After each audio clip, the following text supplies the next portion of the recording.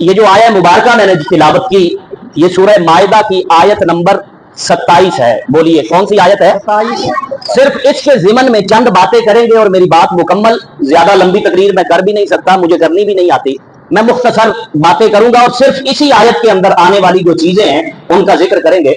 अल्लाह रब्बुल इज्जत ने सूरह माइदा आयत नंबर 27 के अंदर तो जिक्र किया हजरत आदम अला नबीना सलातु वस्सलाम के बेटों की कुर्बानी का जिक्र किया, और न सिर्फ इसका जिक्र किया बल्कि हुजूर ताजदार कायनात सल्लल्लाहु अलैहि वसल्लम से ये फरमाया कि ए हबीब आप भी इसकी खबर अपनी उम्मत को और तमाम अहले इस्लाम को इसकी खबर पहुंचा दें। और इरशाद फरमाया वतलु अलैहिम, ए हबीब आप इस खबर को पहुंचा दीजिए। तला यतलू तिलावतन से, वतलू ये अमर का सीगा है, इसका माना है कि ए हबीब आप तिलावत कीजिए। क्या माना हुआ?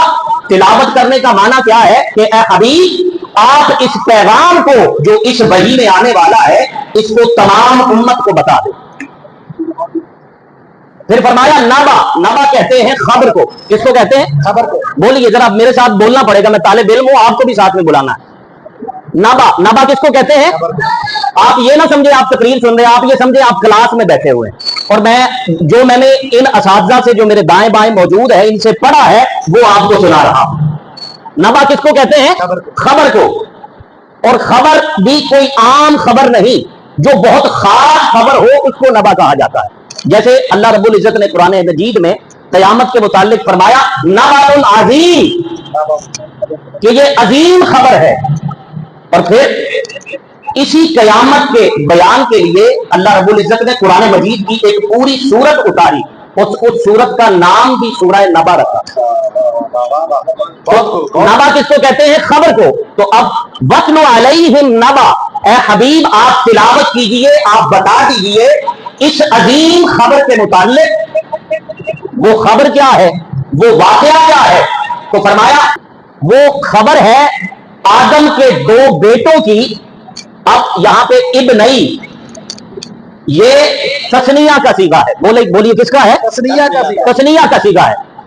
अब आप उलमा से पूछ लीजिएगा कि तस्निया किसको कहते हैं और वाहिद किसको कहते हैं, ये तफसील लंबी हो रही है। तस्निया का सीगा है।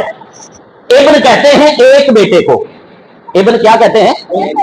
एक बेटे को। और इब्नई दो बेटे। किसके बेटे? आगे फरमाया आदमा, आदम के बेटे।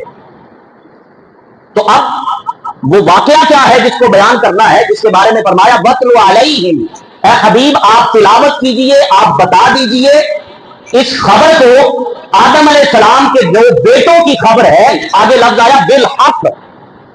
बिल हक का क्या माना है? हक के साथ, कि ये कोई उड़ती उड़ाती खबर नहीं है बल्कि ये ऑथेंटिक खबर है, हक के साथ है।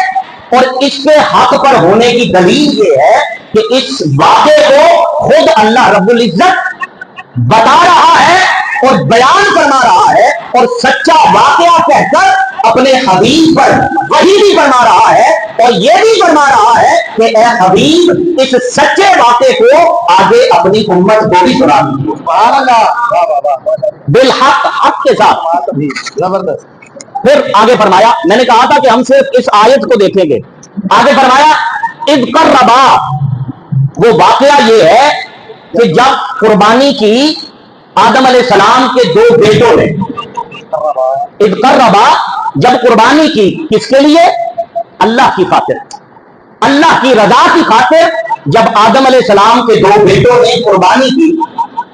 आगे फरमाया कुर्बान, ये जब फ़अलान और फ़ुअलान का वजन आता है तो ये माना में शिद्दत पैदा करता है। जैसे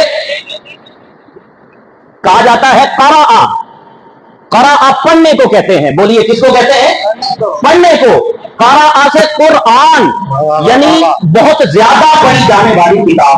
बहुत जिंदाबाद।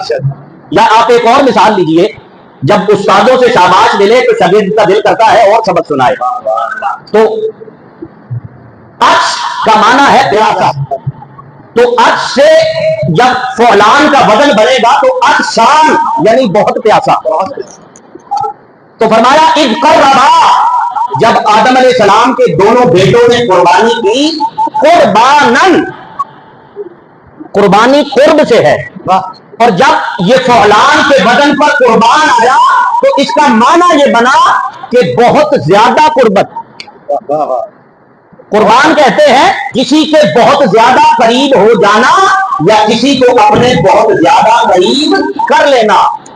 अब माना क्या बना, एक तरफ मौला है, एक तरफ बंदा है, एक तरफ खालिक है, एक तरफ मखलूक है, एक तरफ अब्द है, दूसरी तरफ माबूद है। अब्द चाहता है कि वो महबूब की कुर्बत इख्तियार करे, महबूब उसे अपने करीब करे। तो महबूद ने कहा अगर तू मेरे करीब होना चाहता है तो फिर और भी आमाल हैं जो किए जा सकते हैं, उनसे कुर्बत इतनी ज्यादा नहीं मिलेगी। एक अमल बता देता हूं जिससे कुर्बत ज्यादा मिलेगी। फरमाया वो अमल कौन सा है, कुर्बानन। फरमाया कुर्बानी कर, कुर्बानी वो चीज है जो तुझे अपने रब के इंतहा दर्जे करीब कर देगी और तू कुर्ब से कुर्बान की मंजिल की तरफ बढ़ेगा। बहुत खुश है, बहुत जिंदाबाद। तो कुर्बान कुर्ब से कुर्बान की मंजिल की तरफ बढ़ेगा।